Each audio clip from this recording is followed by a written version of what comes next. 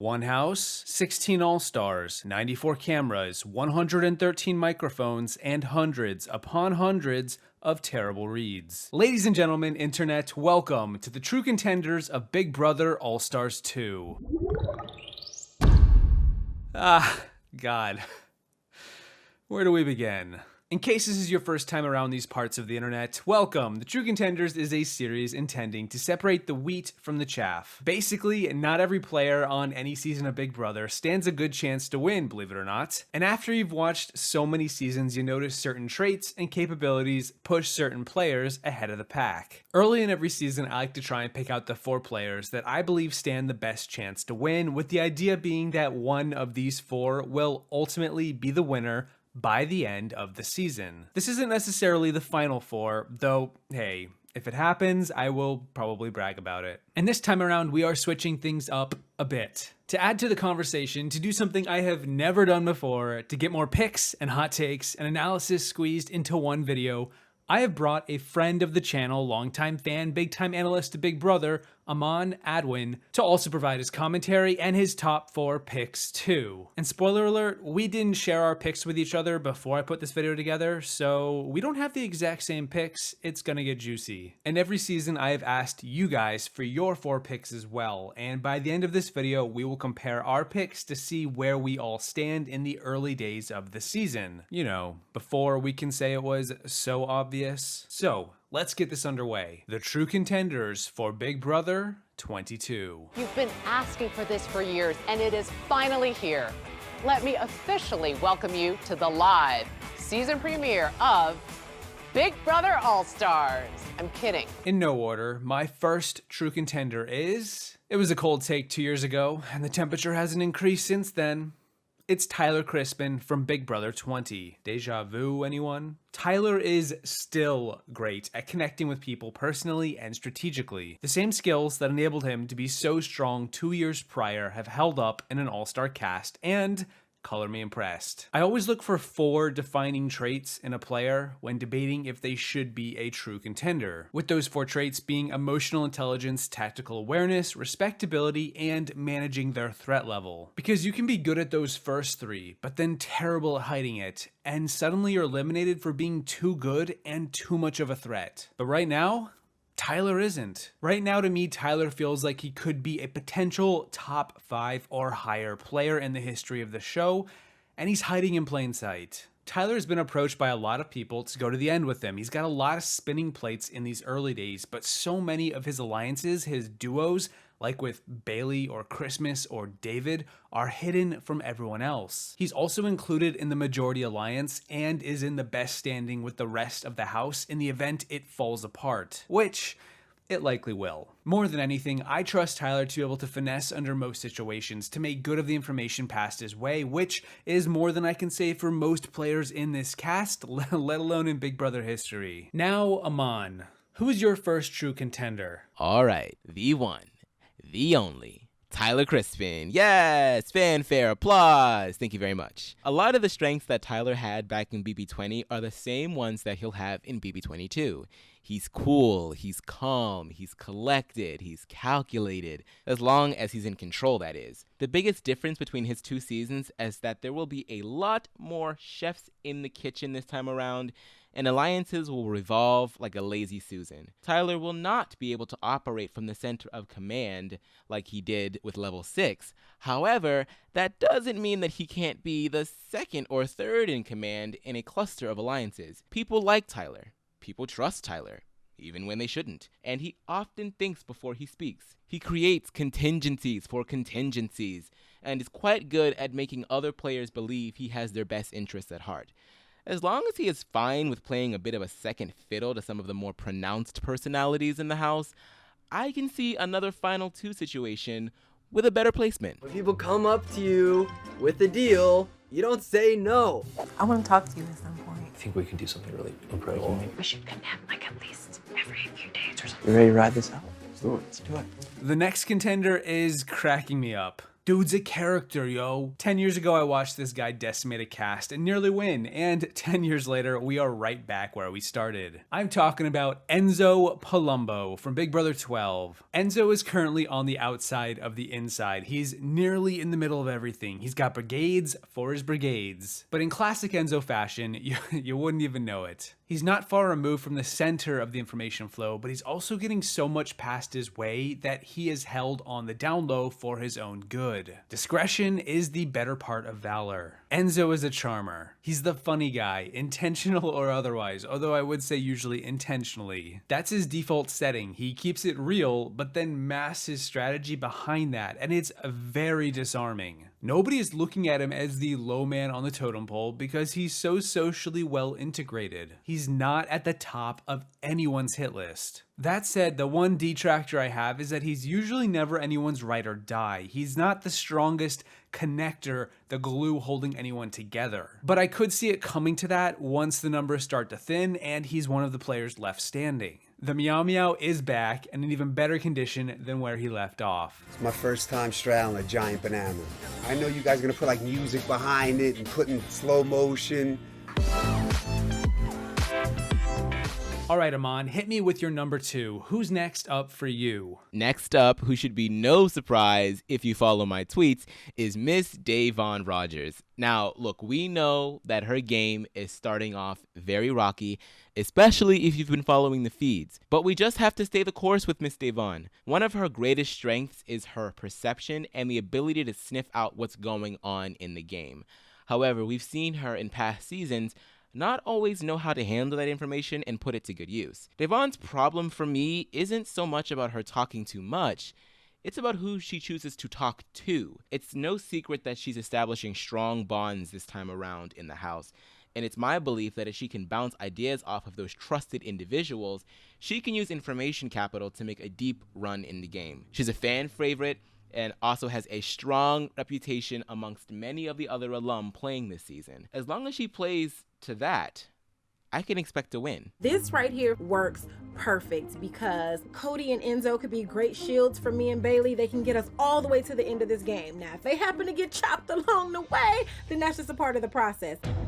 That's perfect. The third True Contender is one that I'm glad to say is here, if only because I had higher expectations for them going into this season than I think the average viewer did. But so far, I feel justified. This is a player who did not enter this season with a vast resume, but I believe has the potential to go the distance, and that is Bayleigh Dayton from Big Brother 20. Bayleigh's in a not-so-undercover ride or die with Day, but if history is anything to go by, which it should be given this is All-Stars and we have history to draw upon, I strongly believe Day will serve as a shield for Bay. Whether it's sooner or later, Bay will prove to be a 2.0 version of the player she almost became 2 years prior. She's close with Tyler too, another one of my contenders, and she's on the fringe of a lot of the power thus far. She is smartly positioning herself as a classic middlewoman floater between two factions, but secretly will have loyalties across the board, so when it comes down to her or someone else, I would bet on someone else going. She also has displayed to me a new, calmer, cooler demeanor. She has shown a lot of empathy for a lot of players, and I feel like that's just something that's going to hold up well over time. Yeah, Bay has something to prove this season, but I think she has set herself up well early on to potentially take the All-Stars 2 crown. This is literally like a dream come true. I was rooting for her every time I've seen her play, so to be in this house, she's here and she's aligning with me. This is more than I could have asked for. Unless, of course, we get snow in October. Right, Amon? First comes Halloween, then comes Thanksgiving, then comes Hanukkah, and finally Christmas. Yes, Christmas. Happy holidays. Now look, the darkest timeline that was BB19 doesn't need to be rehashed. Surely no one birthed from that season could be a true contender for the BB All-Stars 2 crown, right? Me thinks to the contrary. Christmas Abbott is a team player. She is all about making it far and going the distance with a set group of people. In a game like Big Brother, it's social first, But you need competition wins to really affect change. I believe Christmas is good at both. Christmas has been very vocal about wanting to compete this season. She's determined to have her redemption from the unfortunate mishap during her last go-round. I think that her loyal energy is very attractive to potential alliance members, especially early on in the game. But Amon, doesn't that mean that she'll be considered a threat later on in the game if she racks up these competition wins? Well, yes and no. While I don't doubt that she'll do her best to win as many comps as she can, realistically, she will not be able to win them all. So I can see her getting to the end on a steady diet of comp wins and then alliance strengthening by emphasizing the point of sticking together with her folks. Christmas wasn't very popular coming out of the house the first time, but she seemingly garnered a lot of trust and goodwill with the people she's playing with this time. I don't think redemption is too far out of reach for her. I am so stoked for this win. Even though I know that I was safe this week, I wanted to use my safety to hide the alliance. Everything is working out just as it should be, and I couldn't be happier. And then lastly, this is the one contender I am most conflicted on. Whereas I locked my first 3 in early on in the season after watching the feeds, it's taken me some time to settle with number 4. I have waffled between like 4 people, and I will just be transparent with who they are. Usually I'm not. I've gone between Cody, Dani, Ian, and Christmas. I don't think Christmas will win a jury, so she's out. I don't think Dani will reach a jury with how everywhere she is, so she's out. And I'm not entirely sure how good I feel about picking a former winner. I just feel like the odds aren't in Ian's favor to reach the final 2 or to win that vote. I think he's more likely to win the vote than he is to get there, but either way, I'm going to be righting what I wronged myself on last year with Big Brother 21 and tell you that my 4th contender is from Big Brother 16.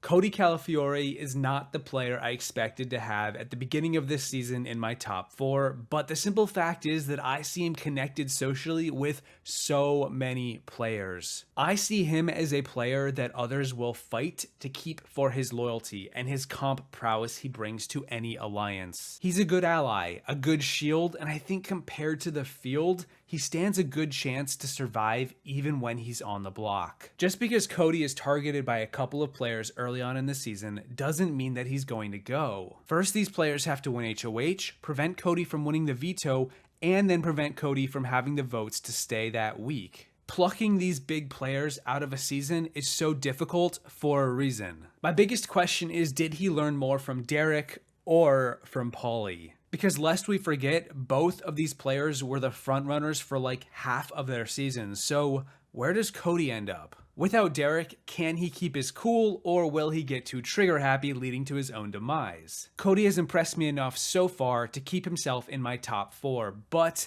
kind of like Jackson from last year, I hesitate to pick the biggest guy in the room. But here we are a year later. I won't hold my breath. The most crucial thing in this game, if you want to go far and be able to win and do well, is to separate the emotions from playing the game. Now watches like Ian beats Christmas in the final 2, becoming the greatest of all time. Who saw that coming? Amon, who's your last pick? We did it, guys. We got him back. Ian is quite obviously a huge target, being that he is one of the 2 winners in the cast. But when you have a place as full of targets as the All-Stars 2 house, suddenly that isn't as threatening. Look, we know Ian fills the smart guy role, the nerd, and the fact that he has beat the Dan Giesling should make everyone else clutch their pearls. But his charming nature and uncanny ability to garner goodwill with people is 1, something that can't be taught, and 2, could take him far into the game where he might be able to, as he puts it, win out. Look, I don't advise people to try and win every competition in the game of Big Brother, but if Ian can continue to ride the middle in a continuously dividing house, he may not have to. Dan Giesling is a legend in Big Brother. He beat me 7-0 in season 10. Ian beat him in season 14. Ian is a huge threat to me, so I think I owe it to the other renegade to maybe take Ian out. I think that I choose Ian. Oh my God. Thank you so much. Oh my god. But that's the long and short of it. Ultimately, 4 players from myself and 4 players from Amon, who right now we individually believe stand the best chance to win from analyzing these early days of the season. Now, as far as what you guys had to say, well, I won't embarrass you. Your top 4 was slightly different. I've put the full data in the description below if you want to scope it all out, but either way, there we go. Let's see how wrong we are. As always, thank you guys for watching. Thank you to my patrons for all your support. It means a lot. Don't forget to give me your bad reads in the comments down below on your way out. And I will see you in the next one once I find a cure for jealousy. Because boy oh boy, it is rampant. I see her winning. Oh, never, G. Dude, you don't know the types of people that go far in this game. Aren't people that win comps, aren't the loud people. They aren't. Looks at me. It's the freaking people that sit in the corners, don't involve themselves in anything, keep their nose down. And that's fine, but what we have right now... But they already have so much blood on their hands. Exactly, what we have right now is numbers. Congratulations, Nicole. You are